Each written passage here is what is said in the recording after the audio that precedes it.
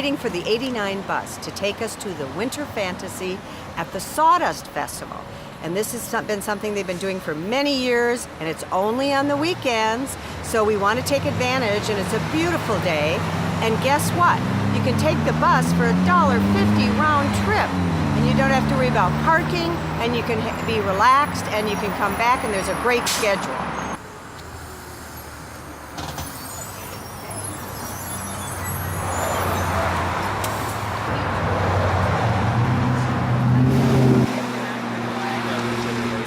Right here, 75, is that right? That's exactly right. Costs 75 cents, although you can buy your round trip right away, and then you just have this little ticket that you insert when you return. And there's a very good schedule, and it gives you plenty of time to see and do everything you want to do. So the bus is really the easiest and less hassle way to do this. The thing you really want to remember, though, is that this festival only runs for the weekends until December 17th, which is the last day. So don't waste any time going because you won't want to miss it. Here we are, and I don't think it took more than 20 minutes to get here. See how easy it is? Now we're going to walk over to the Sawdust Festival, and we are going to go into the Winter Fantasy. Here we are. We're ready to experience the Winter Fantasy. I've even got my Santa hat on. I'm all in this Christmas spirit, or the holiday spirit, since people of all religions and all celebrations come to this wonderful place. So let's get started.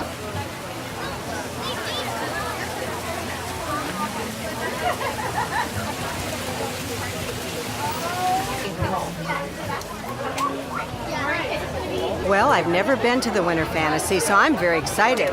Some of you may remember by watching our shows that we were here for the Summer Sawdust Festival. And when we realized they were going to have this, we thought we just have to come back.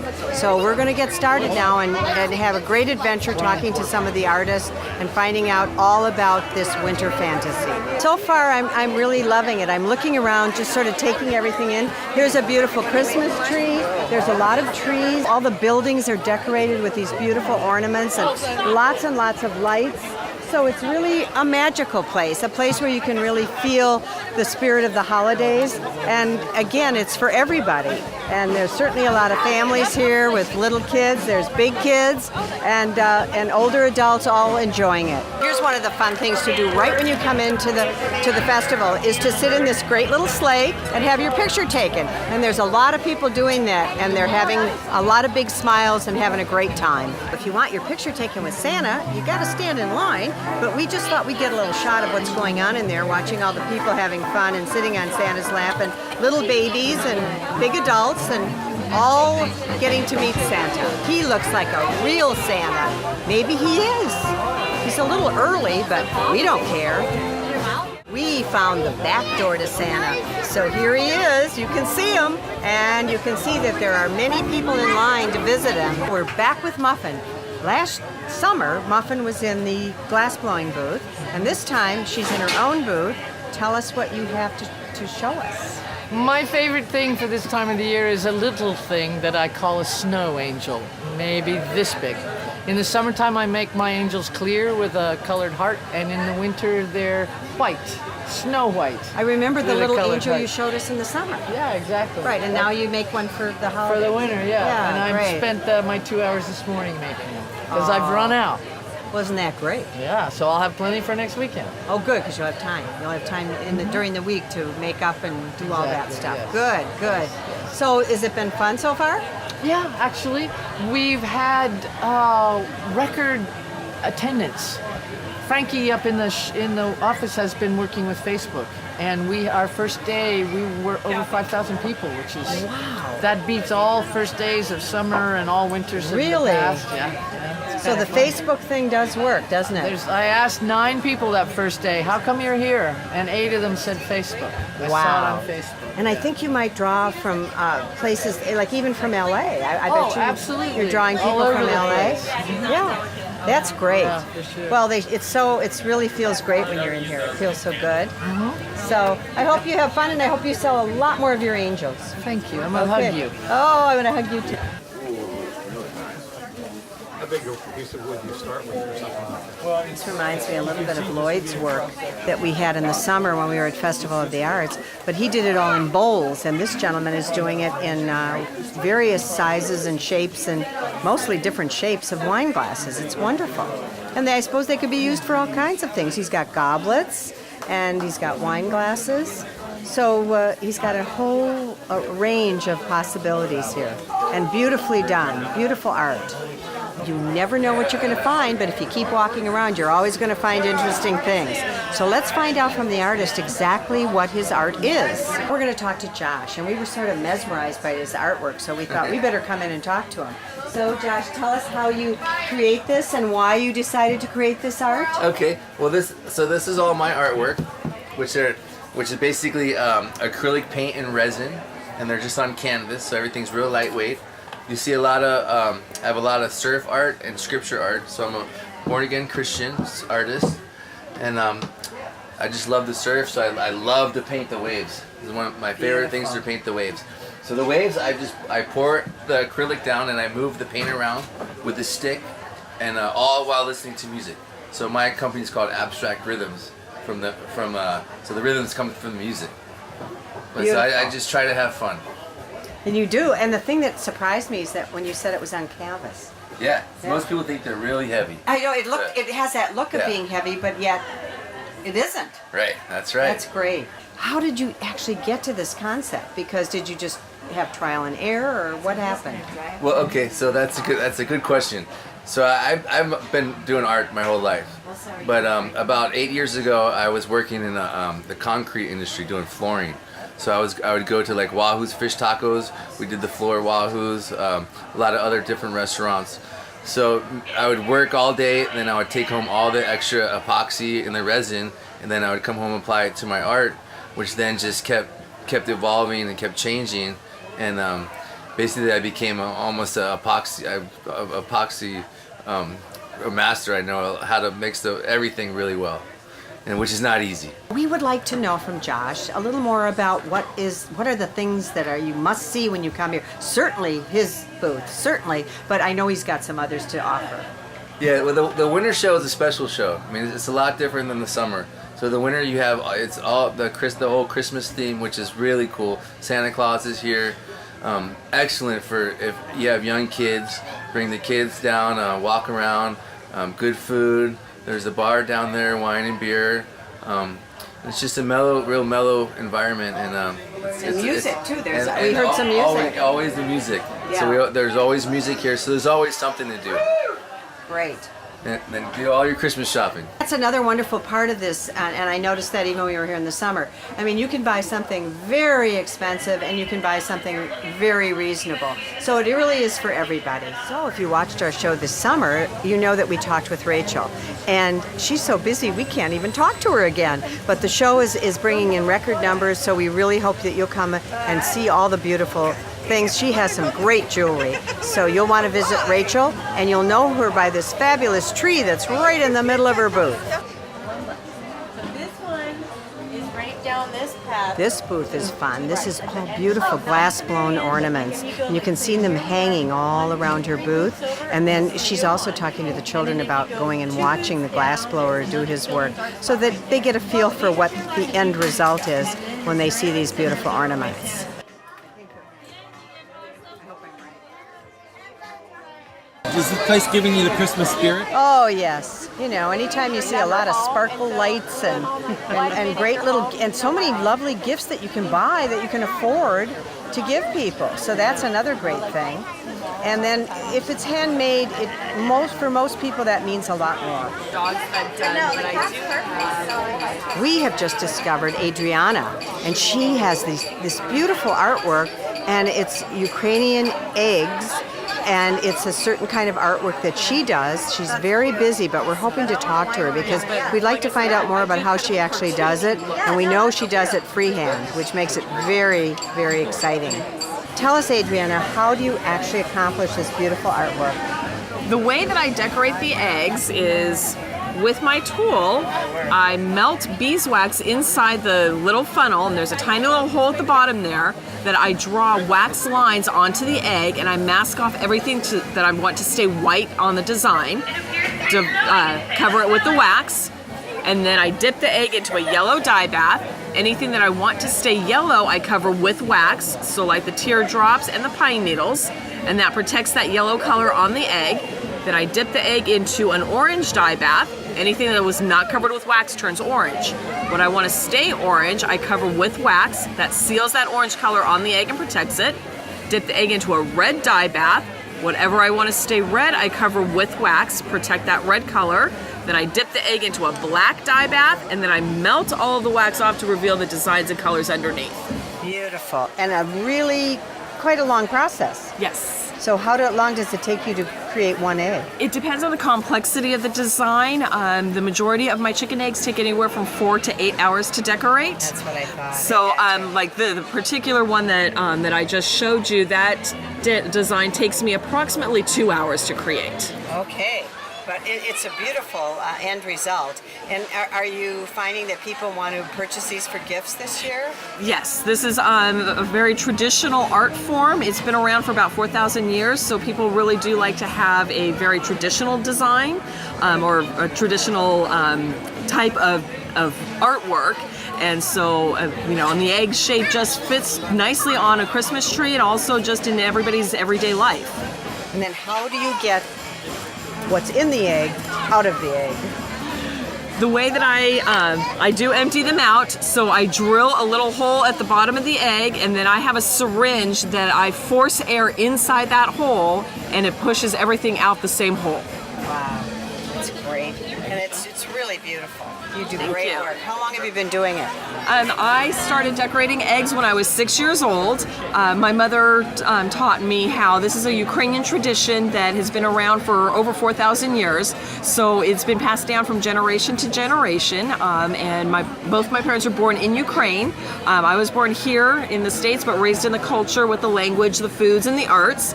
And so when I was 6 years old, I started being taught how to decorate the eggs and have been working on them ever since.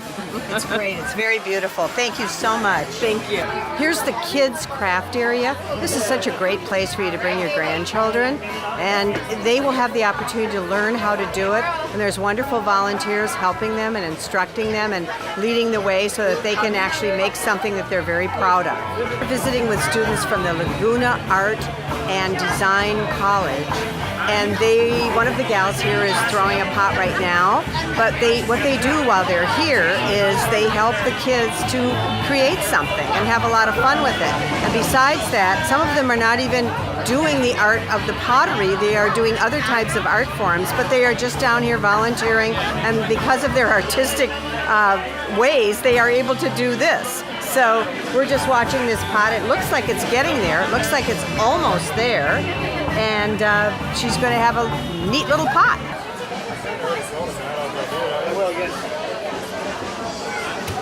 There's so many places here to have your picture taken, and this is one of them. How do I look as a snow woman? One of the other great things is the food, and this is just one of the areas that serves food. And you can see that it must be just around dinner time, so there's packed with all kinds of people enjoying themselves. So as we travel through the whole art festival, you sort of get this great feeling about the holidays, however you may celebrate them. And of course the music is in the background. That's part of the joy of being here. You have the joy of what you see and all the lights and the people and the artists who are having a great time as well. And then you have the food and the music. And it all sort of comes together and makes you feel very warm and fuzzy for sure. I call it a little magical place. Something you're not going to see every day. Something that when your relatives are back in the snow, you're going to be here, maybe wearing a warm jacket, but you're going to be in this great atmosphere. And during the day, the sun is shining. And now we're here at night with all the lights, and it's just a wonderful place.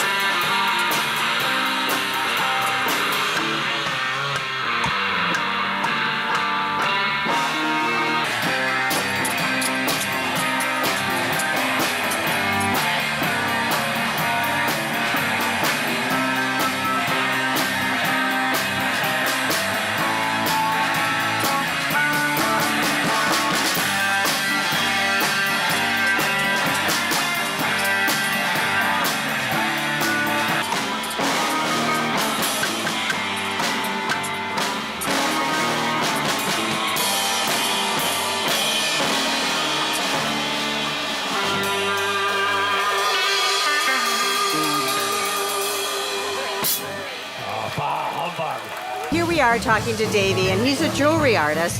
Of course, the first thing that attracted me to Davey was this fabulous hat he's wearing. But then I took a look at all this jewelry, and I thought, we have to know more. So tell us about your jewelry, what kinds of elements you use, and why you got started doing this. All right, so I work with gold, silver, platinum, bronze, brass, and I've got something for everyone. You can spend, $4,000 to $50, and I got all handmade stuff.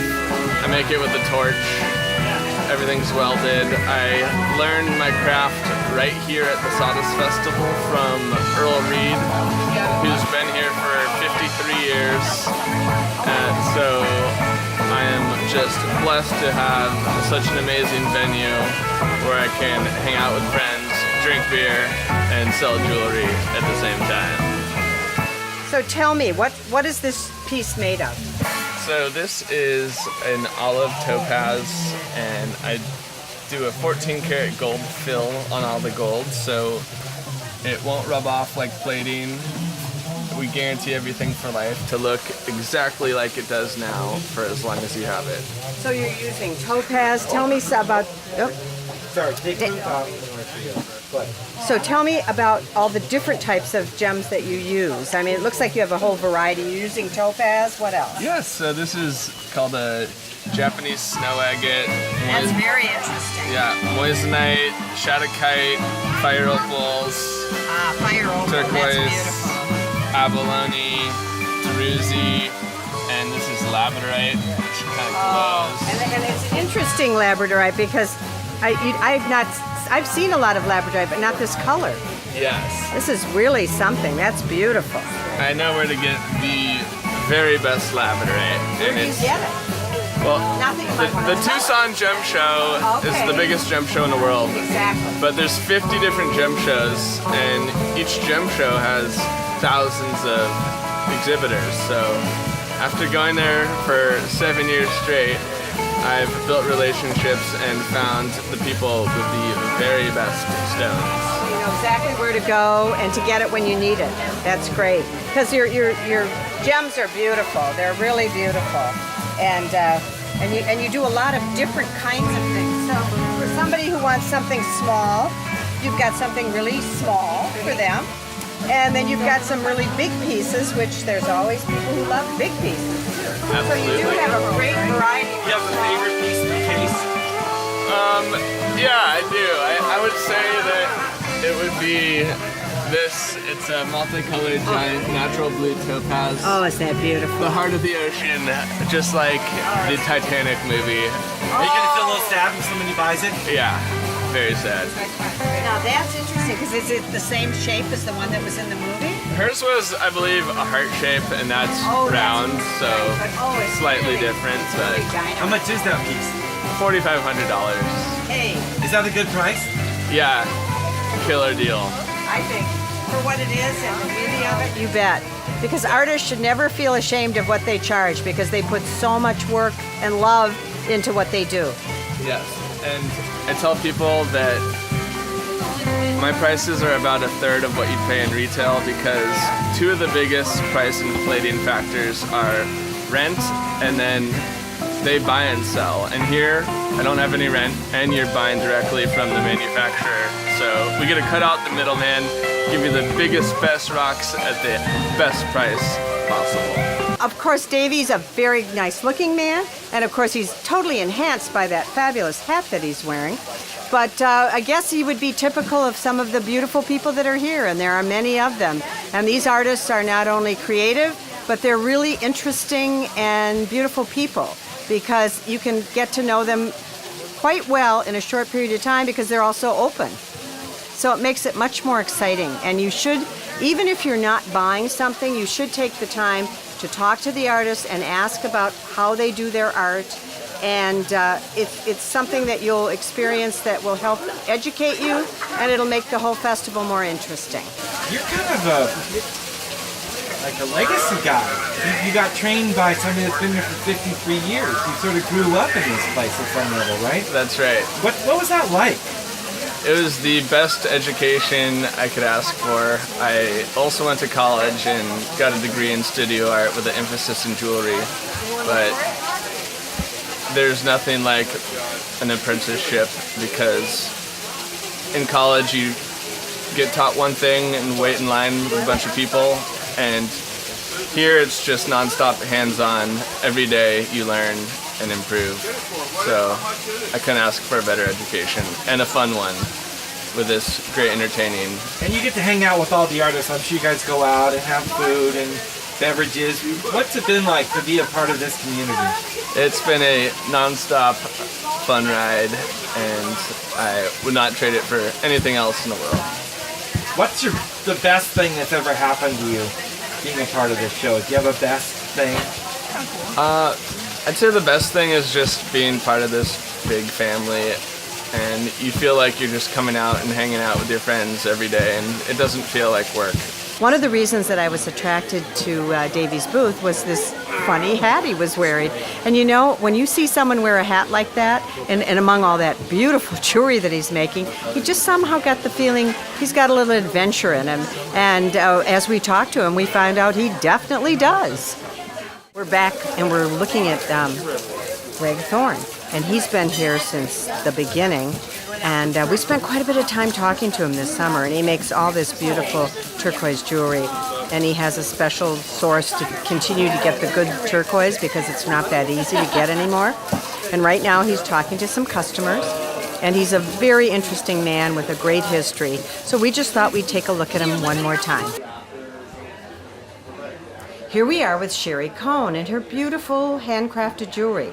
And we talked to Sherry in the summer, but now she and her husband Brian are here at the wonderful Winter Fantasy at Sawdust. So I want to ask Sherry again more about her art, and she's got such a beautiful display here. So take it away, Sherry.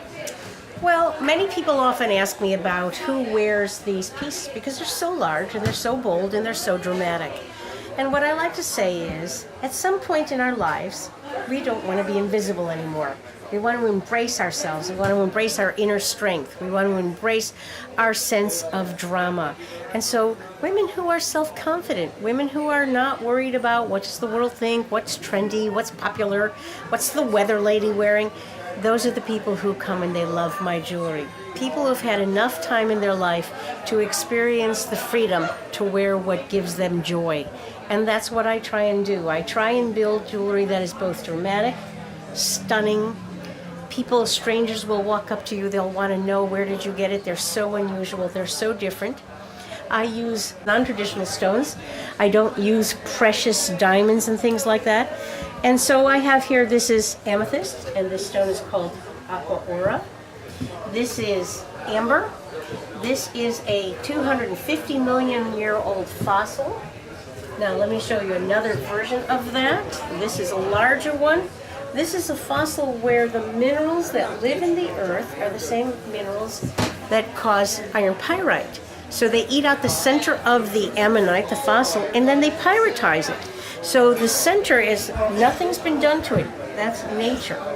So I'm always looking for different and unusual materials to use. And then I, of course, do all of the metalwork. So I'm using bronze and sterling silver. Lost wax casting is the name of the process, which I teach at the Irvine Fine Arts Center. And so, again, if you look at my pieces, they are not jewelry. They are art. Yes. Sure, and I'm fortunate enough to be wearing one of them, and isn't it beautiful? And Sherry sort of hand-picked this for me because it looks good against the red.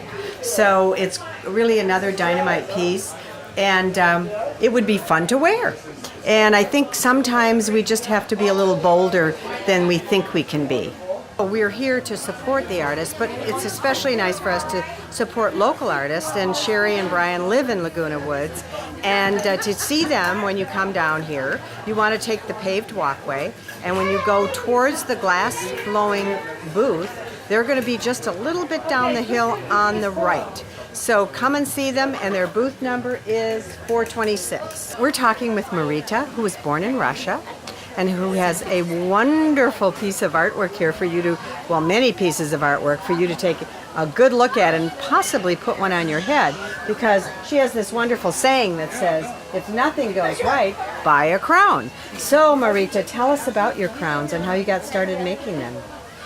I was born in Russia, St. Petersburg, and my ancestors were Russian aristocrats, so I have it in my genes. But how I started to make it, I started to make bridal tiaras first. And all my friends and family asked me, can you make something for me for special occasion, for birthday, for going out, dinners, concerts. It's evolved, and a few years later, I have a booth at Sawdust. That is so fun. And you know, I saw a girl leaving when we came in, and she had one on, and I think it was similar to that. Oh, really? Yeah, I saw, and I thought, oh, how fun. So that one is beautiful. What's that made of? I just lots of sparkles. Okay. Kind of like not diamonds, but what is it? Well, crystals false- maybe, or Crystals, yeah, false diamonds, also. Rhinestones. right, and rhinestones. That's fun. And are there any that are really popular, like your most popular? Yes, my most popular in Laguna, this beach shell Oh, headband. that's wonderful. And this is one of very popular because it's simple but elegant. It's not Yes. like a crown. That one is really perfect for the beach, isn't it? You are never too old for a tiara. I have a client from 4 years old to 90. My oldest client was 90 years old, and her friends bought it for her birthday. That's great. And so, what is your price range? My lowest price 45, and Very- my highest price this one. It looks like antique. Oh, that's It's amazing. $1,100. Oh, that looks like something an empress should wear, Yes. or a queen, right? Your work is beautiful. Your work is really beautiful. And how many years have you been creating these? I know you've been at the show. This is your second year. But how many? Let's say a few years because I was not selling them. I just was giving them You were doing it for friends and relatives. Because and I'm everyone. trained as an architect. So Oh, you design- are. I'll be darned. Did you use your architecture training to create? It's my first year that I'm not working in a corporate office. Oh. So I was working as an architect. Because otherwise you've been in an architect's office. Yes. Well, here we are, and this is where we thought we would end it all for today, because it's so beautiful in this little gazebo area, which is all decorated and all lit up. And we're just going to go home now with this warm, fuzzy feeling. So we invite you to come down and get some of that.